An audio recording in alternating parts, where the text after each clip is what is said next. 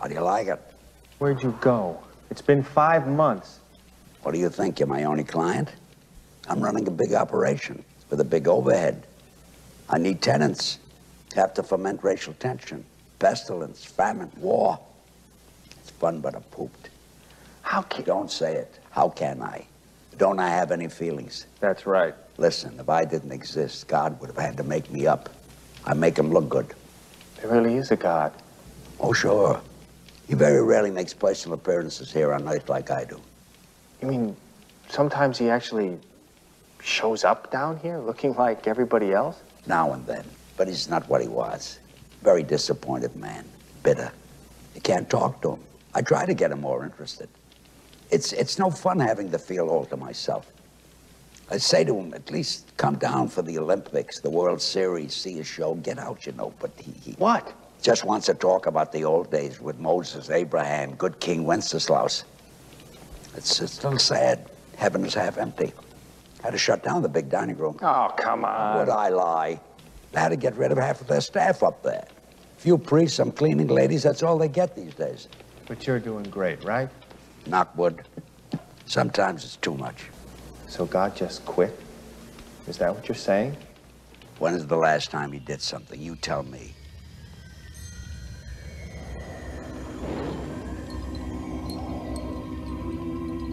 In Oh God, You Devil, Ted Wass plays a struggling artist named Bobby Shelton, who is so down on his luck, he proclaims that he would sell his soul to the devil in order to become a successful musician. Well, the devil hears him and decides to create a chance meeting with Bobby while calling himself an agent named Harry Tophet. Tophet, by the way, means hell in Hebrew, and the devil gives himself the full name Harry O. Tophet, in which the initials spell out hot. Nonetheless, the devil in his own way convinces Bobby to drop his current agent and sign a contract that will make him a big star. That contract also makes Bobby Shelton the property of the devil. In the process, he ceases to be Bobby Shelton and becomes a big-time rock star named Billy Wayne. Not only that, another man becomes his old self and takes over Bobby's old life. That means his wife Wendy no longer knows him. It's not long before Billy Wayne wants to become Bobby Shelton again, and he needs God to get him out of the mess he's in. The late, great George Burns plays both God and the devil. Ted Wass plays Bobby Shelton and Billy Wayne, of course. He's here today to discuss the film, a movie that he is still very fond of for several reasons, including the opportunity to work with George. Hi, Ted. Welcome to Talking with Hollywood. Thank you for joining us today. Thanks so much. Nice to be with you today. It's nice to be with you as well. And first off, I wanted to let you know that I'm a big fan of all three of the Oh God movies, including Oh God, You Devil. In fact, just recently watched it again, and I'm excited to have the chance to talk to you about the film. What was your interest in the movie in general? Was your interest tied to being a fan of the other two movies? I did enjoy the first one very much. The second one I thought was not quite as good as the first, but I still enjoyed it very much. My interest in the Oh God, You Devil movie was simply the script and the role and the opportunity to work with George. Yeah. Those were it was just such a great role for me to get to play, and the opportunity to work with George Burns was just great. It was a great opportunity. Yeah, that is definitely a good reason in of itself. And I have to think, getting into the mindset, of Bobby Shelton, who becomes Billy Wayne, and, that whole process had to be fun as an actor. You go from being down on your luck to a huge success to realizing you really have made a deal with the devil. Certainly part of the challenge of it, because you can see that he's like a really happily married guy and at the beginning of the show, but is so desperate for his career to take off that he voices that desire to make a deal with the devil. One of the interesting things about the script was that Bobby never completely became Billy Wayne. He always had a certain amount of his own consciousness still intact as Bobby Shelton. Yeah. So we were always trying to find, once Bobby became Billy, I was always looking for, why is he enjoying this? Why is this working for him here? Because as soon as he becomes Billy Wayne, there's a big montage, and there's shots of us on jets and doing shows and all that stuff. And I kept trying to imagine that this was the fun part of it, that he was really getting to enjoy. But at the same time, he was not only away from his wife, but this wasn't his music.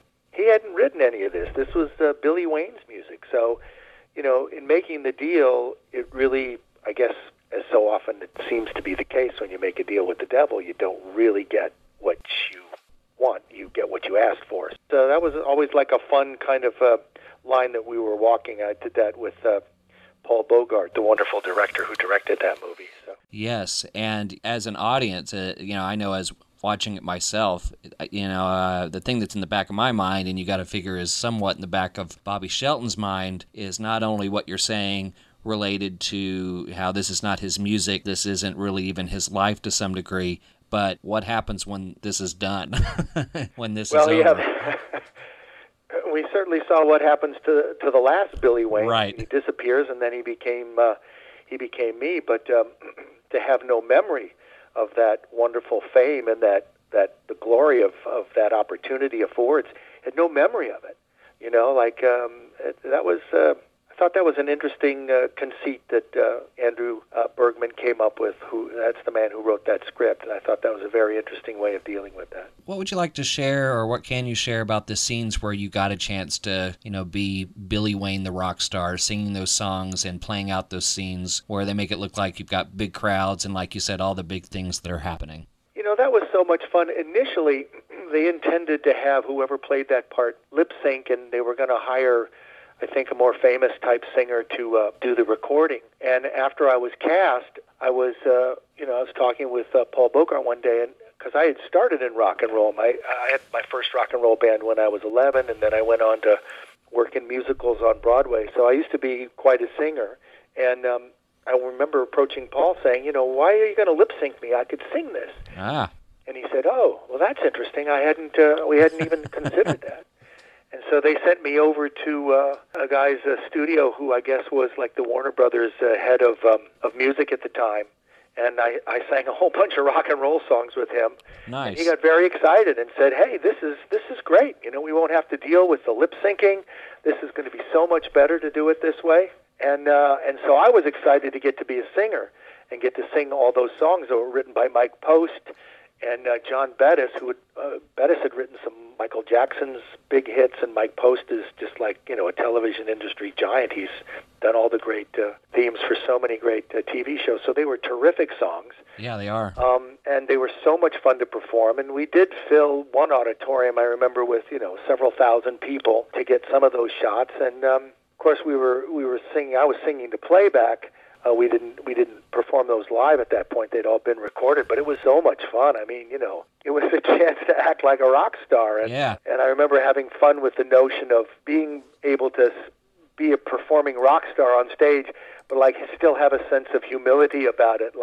This really isn't what I normally do. Right. That was an awful lot of fun of that too. Yeah, I love the moment where he goes on stage for the first time and, Tofit's telling him, don't worry, the song will come to you. He's like, what do you mean the song is going to come to me? And he just has that moment where he's just standing out in front of those people, and all of a sudden he just says that first line and off he goes. Yeah, that was fun. I remember we were working on staging that scene, and I didn't want to go out, and then George just kind of kicked me in the butt, and I went out there, and a couple of times I remember trying to run off, and band members would grab me and bring me back to the mic, and they were, from their point of view, they were just like, oh, Billy Wayne's intoxicated, yeah, right. acting crazy again tonight. It's going to be one of those nights. But that was the dual reality of it, and that sure was fun to do. There's actually a moment where he looks back, and I think it's the keyboard player that's nodding, trying to help him along start the song. It's like, come on, Billy, you know the song. You've brought up George Burns, who is one of my very favorite actors and is dearly missed. And I don't generally do the whole, what was it like working with so-and-so questions, but it's hard to avoid when you work with someone like George, so I have to ask you, what it was like to work with George. I'm more than happy to talk about George because he was one of my favorites when I was growing up as a kid. And, working with him was such a joy. It was challenging at times. I will tell you that George had ways that he thought the scene should be played. Mm-hmm. There were times when we would be rehearsing scenes and he would be kind of demanding of me and kind of going, come on, kid, you got to give it to me like this. And I would go, okay, George, I'm going to give it to you, and I'm going to give it to you really great, and you're going to knock it over the fence, but I got to give it to you the way I need to give it to you. I can't do it the way you're telling me to do it. And we would kind of wrestle and jockey that way, and then we'd find the scene. It would be great, and we had such an enjoyable time working together. But I think maybe the best time was when we had time between takes or when they were lighting or something, and I could pull my chair next to his and go, "Hey, George, what was it like being Jack Benny's friend?" And then he would just, like, he'd talk about Jack Benny until they made us go back into the set. Wow. And it was, he was so charming and so funny and so, I don't know, there's just not many, I don't know anybody who's like him. His understanding of show business was so vast, his understanding of music, his ability to be such a good actor and a stand-up comedian. There were so many glorious things about him, and he was such a gracious, lovely man. It's one of my most treasured memories, my time with him. George is obviously the legendary name that everybody knows, but you also had some other really good, notable co-stars in the film with you, people like Ron Silver and Eugene Roche. Yeah, it was so funny because Eugene Roche had actually done some episodes of Soap, a television series that I'd been on from 1977 to 1981, and I just loved him to pieces. He was such a funny man and such a dear man, and I remember we struck up a nice friendship on Soap, and then to be with him on that movie was such a good feeling, and he had my funny bone. There's some actors that just own your funny bone, and Gene had mine, and that was a joy. And Ron Silver was such a character, always was, and he was such a learned guy and such a delight to work with. He was a very good actor. We had a lot of fun. You also had a really good chemistry with Roxanne Hart, who played your wife, Wendy. She's a terrific actress. I'd been impressed with her. I'd seen her on Broadway a bunch of times, and she was spectacular and so much fun to work with. And, there's another actor in that movie that basically did a day part, and that's Jamie Cromwell. James Cromwell plays the priest. Oh, that's that I right. go to talk to. And, Jamie then, did Babe the Pig. Yes. And, got a nomination for that, and then his movie career just blossomed, and it always makes me chuckle, when I see him, I bump into him now, I go, "Remember when you were a day player on my movie?" He's like this gigantic movie star now. That always cracks me up. He's lovely. But yeah, we did so well with the casting of that movie. We got great people to play all those parts. It was so much fun. That's right. I forgot about James Cromwell. Sure enough, that's right. He's the priest that almost calls the authorities on you when you come into the church. Yeah, that's right. I'm asking him if he's seen God lately, and I'm telling him all the stories that George has told me about heaven half empty. And so great. They closed the big dining room. That was funny stuff. Well, you mentioned a second ago the director, Paul Bogart, who had been in the industry for quite some time. I mean, he's known for primarily, I think, directing the show All in the Family. What do you remember about Paul? I had the good fortune to work with Paul, I think, on 3 different occasions. We did Oh God, You Devil, and then I worked with him again on a remake of The Canterville Ghost. We filmed in England. And, he was, of all the directors that I worked with, he may have been the most, how do I say this? He was the greatest combination of actors, director, and visual concept director of anybody that I ever worked with. He was such a joy to work with as an actor. He was always helping me find more nuance, helping me find the moments in between the moments, and he was so generous in terms of describing the moment that he was looking for. He never gave a line reading. He never told me exactly what to do, but he gave me the kind of direction that leads an actor to discovering a moment on their own, which, I think always makes a moment better than an actor who's basically just doing something that he's been told to do by a director. So, and a lovely man. We ended up having a friendship for many years, and he was a joy to know. So, and such a terrific director. I mean, really, just so good. You spent a good amount of time yourself as a director, especially in television.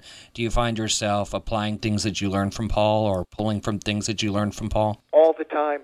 Absolutely all the time. There was a moment, I like to talk about it, because this reveals how wonderful he was. There was a moment in The Canterville Ghost where I pulled up to the castle, and the ghost was inhabiting the castle, and all of my English relatives were out in front to greet me. And they were all playing this scene like they were they couldn't wait to get in their cars and drive away, that meeting me was just like a perfunctory kind of formality that they had to go through with, but they were so terrified by what was happening with the ghost and the doors slamming and all this calamity that he was causing that they were playing in a very kind of superficial way. And it seemed and felt like it was working until Paul Bogart walked into the set and said to the woman who was playing my aunt, he said, I just want you to remember that when you look into Harry's eyes, that was me, when you look into Harry's eyes, you see the eyes of your deceased brother.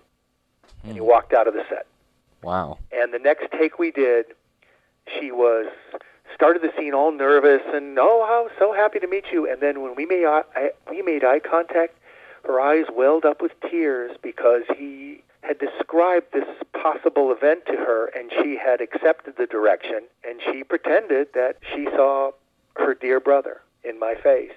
And the scene took on such an emotional life, and it still had all the great comedy because we'd get lost in the emotion of the moment, and then the ghost would slam the door, or the ghost would throw something out the window, and we'd all react to that. The scene became so much more dimensional just from that one direction. I'll never forget that moment as long as I live, and I find myself asking things of actors or mentioning pieces of information to actors that I think will have an effect, and then the joy is watching them run with the idea, and I always think of Paul when I do that. Nice. One minor tweak made a huge difference. It just changed the entire scene, turned it into something from kind of light and frivolous and not really memorable to a scene that I look at it now and I go, wow, it's really powerful. There's real bloodlines in that moment, you know. Yeah. There's bloodlines in that. I mean, it's one thing to know that and want that from an actor. It's another thing to ask for it in the way that he gave it. Yeah. The way he asked for it, you know, because it enabled and empowered that actress to give him her best version of that without feeling like she had to fit it into a tighter kind of concept. So, pretty amazing director. And, you know, Playhouse 90 guy. And Well, and you know, Oh God, You Devil was one of those movies, considering when it was made, had effects and certain extra scenes that were added in afterwards after you had done all the filming. Did you get a chance to go to the premiere and see everything that was added in the final product when it was done? You know, unfortunately, I don't recall any of my movies ever having a significant premiere. I don't remember a premiere of that movie, but I do remember seeing a final version of it and being pretty impressed at the time with how nicely they'd put that together. Of course, you know, with what they do now, it makes it look like it was done in the Stone Age practically. But that movie has a certain kind of charm and authenticity to it that even though some of the effects don't seem as kind of state of the art, you know, I remember I watched it not too long ago with my daughter who's 9 years old. She'd never seen it, and she loved it, and I was so pleased that, you know, she understood it on the deeper level, you know, not just the comedy side of it, but she understood. Yeah, I mean, I always think of the Paul Revere song. Oh yeah, you know, that's from Guys and Dolls. That's called "Fugue for Tin Horns." I got the horse right here. His name is Paul Revere. Yeah, and to sing that, I mean, I got to sing with George Burns. Come on. Yeah, I know, right? Not many people can say that. I'd say living. Yeah, right. I still think, you know, as far as some of the effects and things they used, I mean, the thing that really kind of stands out for me that still works but still kind of makes you chuckle a bit is the computer inside of the devil's car that is, you know, scouting for people. That's so great, isn't it? But it is great, yeah. But I still like, too, him lighting his cigar with his thumb was still a really cool that's still one of my effect. favorite bits of all time. Yeah, and when they rigged that up and his thumb burst into flames, I was like, when I read it, I was like, oh my God, how am I going to react to it? And I just thought, well, I'd have to pass out. Right. And you did. But that was so nicely done. There's a picture of, I think it's Idi Amin is one of the devil's best bets for the day. I remember how dastardly he was. You know, I wonder if, you know, you were talking about getting a chance to watch it with your daughter. I mean, do you get a chance to still talk about the movie some with people that, you know, saw it or, you know, whether it be recently or around the time it came out and remember it? And somebody like me, I even still quote lines from it. But then I'm one of those people that, you know, somebody says something and could be the exact same line from a movie and then it triggers in my head the way it was said in a movie and then I'll finish it. Like, my wife will tell you, there's been times where someone says, look for him, and I'll go look for him, look to him, look for him in the desert. He's in the desert. How about that little actor? How about that guy? I never saw him again. He was perfect in that he part, was. wasn't he? It's fun because that movie still plays. And we made that in, good God, what did we make that in, 82 or 83 or something? I think so. It was 30 years 80. old. Yeah. The movie's 30 years old, and it still plays. And people like say, oh, my God, I saw you in a movie over the weekend. I go, oh, dear, which one was it? You know, because I made a couple of stinkers. And they say, it's that Oh God movie. And I go, oh, isn't that a sweet movie? I think we made it for about $5.5 million, which, you know, was really a small amount of money. I believe it's done incredibly well worldwide over all these years. But that, you know, that's the value of a good story and a great star like George Burns, you know. I mean, well, a lot back from something like that. Everything just works so well. And when I think about all three movies, the consistent thing that I love about them is not only the wonderful way that George plays God and the way he says things, but, you know, it's really fascinating to watch how each one of the characters, including yours, and how they struggle with the fact that they're talking to God and what they have to deal with and convincing other people that they've actually talked to him. And in your character's case, he had to explain that he had spoken to God and the devil, which is one of many themes that the movie really gets you thinking about without really ever pushing any kind of message on you. How true is that? That's a great observation on that. I do remember when I had my scene with God at the end in the empty showroom in Las Vegas. Mm-hmm. I remember feeling like at some point when I genuinely realized it was God that I needed in some way to avert my eyes, that it was just not okay to look directly at him. And, you know, I wanted to touch him, and then, you know, we improvised a bit where he was walking away from me, and I wanted to put my arm around him, but I didn't feel like I could. And then George turned back and said, it's okay, you can touch me. And I thought, you know, of course you can touch God. You know, you can be touched by God, of course. There's a lot about that movie that I still find very moving. Yeah, and he delivers it only like George could. He says, go ahead, touch me, and you touch him, and he goes, now go home to your wife. My God, you know it well. That's oh, yeah. what he does. That's true. Now go back to your wife. You know, you've been on both sides of the camera, as we talked about just a moment ago. What do you think about how well these particular movies create a dialogue for God? I mean, that just has to be a challenge, even from a writer's standpoint, to do it so well and not seem, you know, perhaps preachy. I mean, if you believe, you know, in God, it obviously makes you smile. But even if you're not overly religious, you can't help but pay attention to those scenes and even, you know, believe he is who he says he is. Well, you know, I mean, that's a big question, and I think part of the fine line that Andrew Sherman treaded when he wrote that is that he didn't necessarily make it a religious movie. You know, he didn't kind of land in one religion or another, that it's kind of a deeper spiritual movie where God is accessible in whatever way you need to access him, regardless of what religious affiliation that you have, that God's available to everyone. And I thought that was like a really clever and inclusive way to handle that. And by inclusive, I don't mean, you know, well, it creates a rift between other religions, but it just, without defining what religion is the prevailing one in that movie, it just makes everybody feel like they can be close to God, which I thought was a lovely device. Yeah, me too. Well, you know, as with a lot of Hollywood these days, there's already, you know, on occasion, I haven't read anything here of late of it picking up any kind of steam, but there's been rumors about remake, which is a fad in Hollywood today, and this is one of those movies that, you know, I just wish they'd just leave it alone.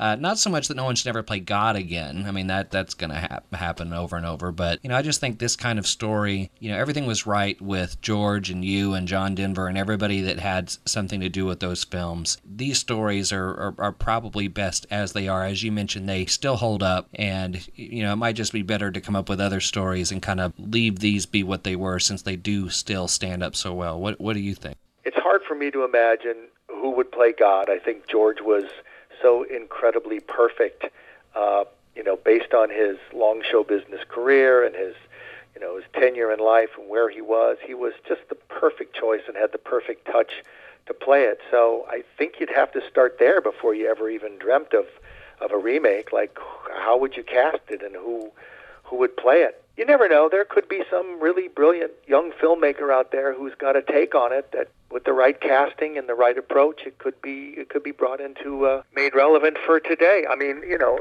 I think it still is, and it still sure is fun to watch. It still holds up. So, but they do tend to remake everything these days. I don't know. I guess it all have to be in the execution. Absolutely. As I mentioned, we saw you on TV as Danny Dallas on Soap, Nick Russo on Blossom, but you've had a pretty impressive list of TV episodes that you've directed in recent years, including Two Broke Girls and Last Man Standing, Rules of Engagement, and Scrubs, and even an episode of one of my favorite shows, The Big Bang Theory. It seems like the directing bug kind of bit you and stayed with you. As I look back on it now and I think about it, I think I was maybe always better suited to be a director. I enjoyed being an actor, and I had a really good time being an actor, and I was fortunate to make some fun projects. But it feels to me now that since I made the transition, I've retired from acting. I haven't been in front of a camera since 1995. I'm a much happier person. I love my job. I love directing probably more than I ever loved acting, and I couldn't be happier doing what I'm doing. So I was fortunate to be in a position to make the transition on Blossom. They let me direct episodes of that. Mm-hmm. And when Blossom went off the air and was canceled in 1995, I basically retired from acting at that point and became a full-time director. And I'm very fortunate to work on all those great shows that you just mentioned. I'm working on one now, a new show for CBS called Mom that premiered last season. Yep. But it's in its.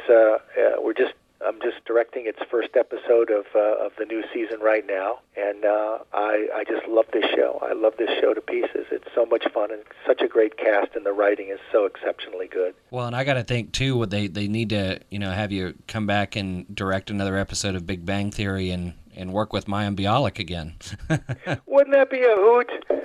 I'm so happy for her. I can't tell you how happy I am that she's having such newfound success. She's such a terrific person and such a wonderful actor, and I'm so glad to see her in this role. It would be so much fun to direct her again. We'll have to see if that could work out. You mentioned Mom. What else are you working on that you'd like people to know about? I'll be back on Last Man Standing, working with Tim Allen again at some point this year. Nice. I just enjoy him so much. He's such a funny man. I have a great time working with him. And I'll be doing a lot of episodes of Mom this year. So that's pretty much where I'll be this year. Sounds good. Well, it's great to know that you're enjoying that and having so much success with it. And I've really enjoyed talking with you about Oh God, You Devil and your career as both an actor and as a director. It was a lot of fun, and I want to thank you so much for joining us today on Talking with Hollywood. You're welcome, Scott. Thanks for talking to me. I enjoyed it. Oh God, I still watch over people. You Devil. I love to scare the hell out of people. That old black magic has me in its spell. That old black magic that I weave so well. I'd sell my soul to the devil to make it in this business. Interesting. When a rock and roll singer sold his soul to become a star. This is fun! Guess who answered his prayers? Who are you? Oh my God. Guess again. Oh God, You Devil. I can make things happen.